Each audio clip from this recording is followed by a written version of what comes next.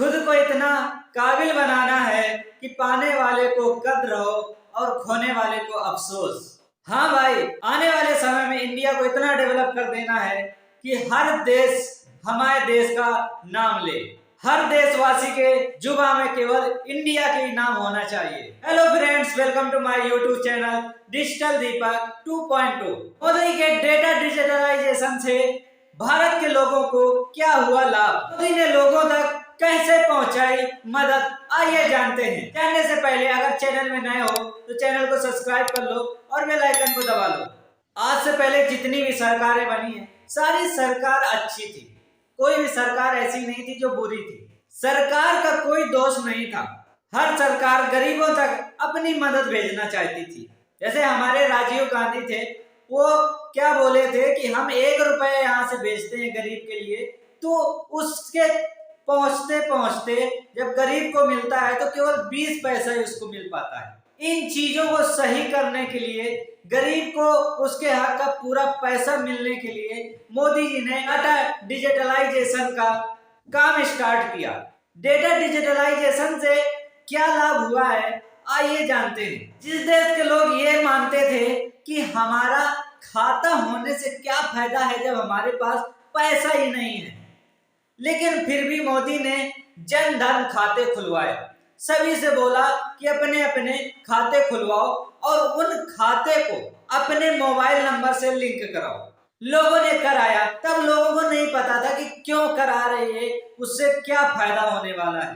28 अगस्त 2014 को जन धन योजना लाई गई थी हमारे इंडिया में।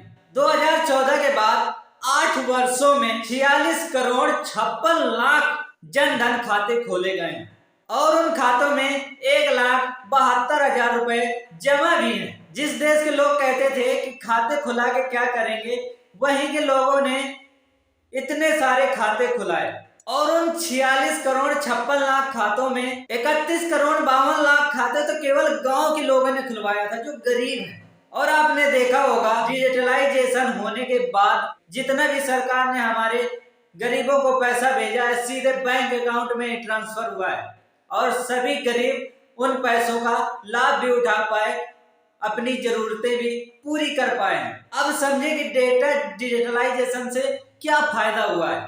इसी वजह से हमारी सरकार डेटा डिजिटलाइजेशन करना चाहती थी।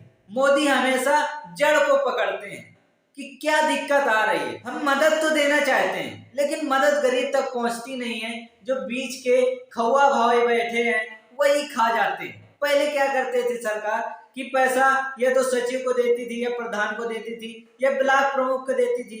अब उनको जितना मन होता था उतना पैसा गरीबों को देते थे और जितना मन होता था उतना अपने पास रख लेते थे। शिकायत भी नहीं कर पाते थे, शिकायत भी करते थे तो उन्हीं तक रह जाती थी, उनके आगे उनकी शिकायत बढ़ ही नहीं पाती थी। उन चीजों को सही करने के लिए डेटा डिजिटलाइजेशन किया गया। आज हर गरीब उस लाभ को उठा सकता है। 12 करोड़ लोगों को पीएम जन धन किसान योजना का पैसा भेजा गया है।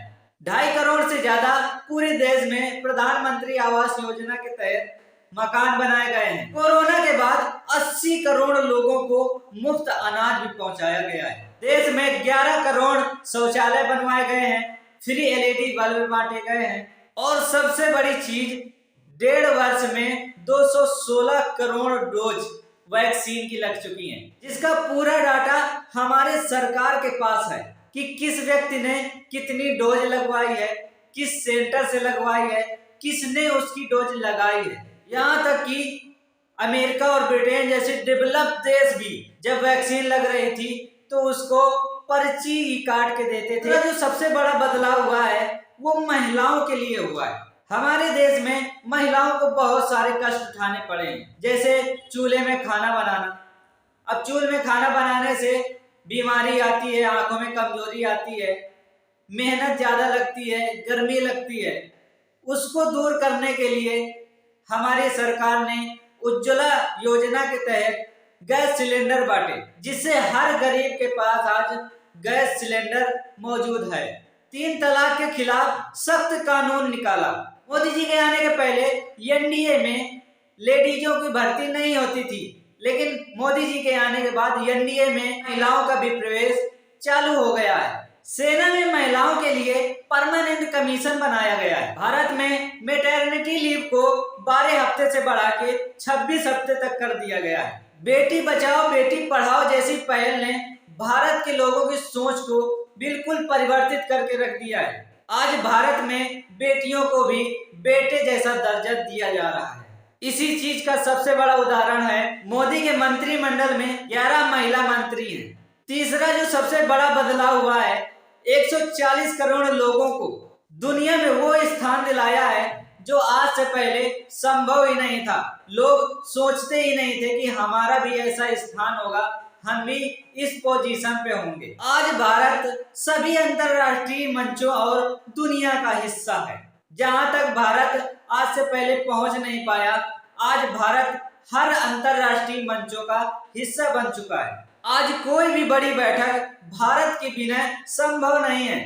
सबसे बड़ी चीज, आज भारत एससीओ का हिस्सा हो चुका है और अगले साल एससीओ की समिति हमारे देश में होगी, हमारी अध्यक्षता में। आज Bharat SAARC, BRICS, G15, G20, G24, G77 ऐसे बहुत बड़े बड़े समितियों का आज भारत भी हिस्सा बन चुका है। यहाँ तक कि G20 का अगला अधिवेशन हमारे देश में होने वाला है।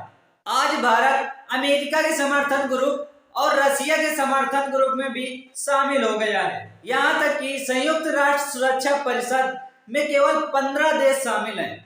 उन 15 देशों में हमारा भारत भी शामिल हो चुका है। 8 सालों में इंडिया ने एक अलग ही पहचान बना ली है। आज इंडिया का हर देश दोस्त है।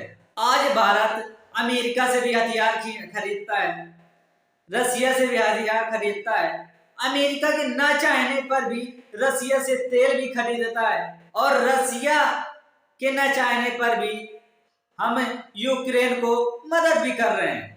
हमारी मोदी जी की अलग ही स्ट्रेटजी है। वो हर काम अपने तरीके से करते हैं और ऐसे करते हैं कि किसी भी देश को कोई भी दिक्कत भी नहीं होती, क्योंकि भारत रिश्ते बनाता है अपनी शर्तों पे। आज पूरी दुनिया में भारत का दम दिखाई दे रहा है। यहाँ तक कि 101 देशों को भारत वैक्सीन भी भेज चुका है। भारत दोस्त ही नहीं बनाता, लोगों की मदद भी करता है।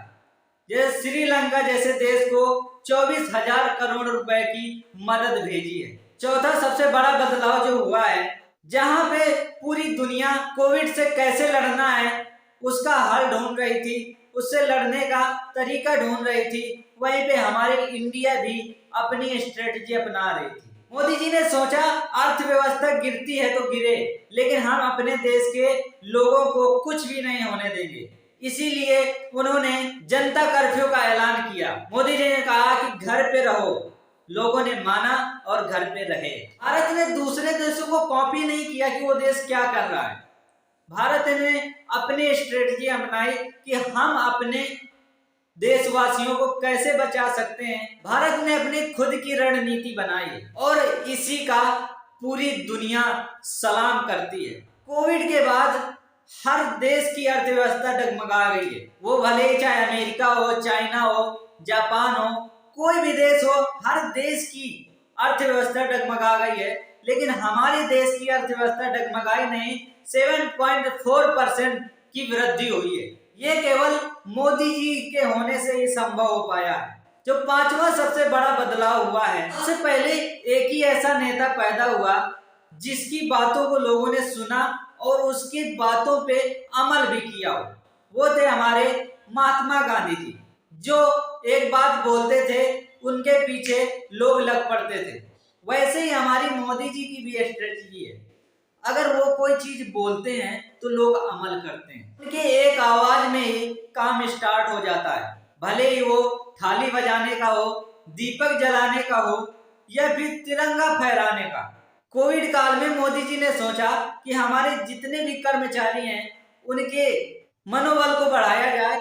उनके मनोबल को बढ़ाने के लिए थाली बजाई गई, दिए भी जलाए गए और ये देखते हुए अदर देशों ने भी इस स्ट्रेटजी को अपनाया।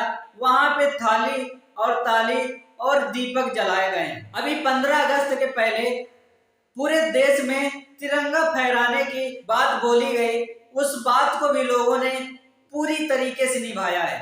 पूरे देश में हर घर में झंडा फहराया गया है, वो फिर चाहे जनता कर्फ्यू हो या लॉकडाउन। जितनी बार भी मोदी ने बोला है लॉकडाउन के लिए, उतनी बार लोगों ने अपनाया है। लोग कैसे भी रहे हों लेकिन रहे हैं।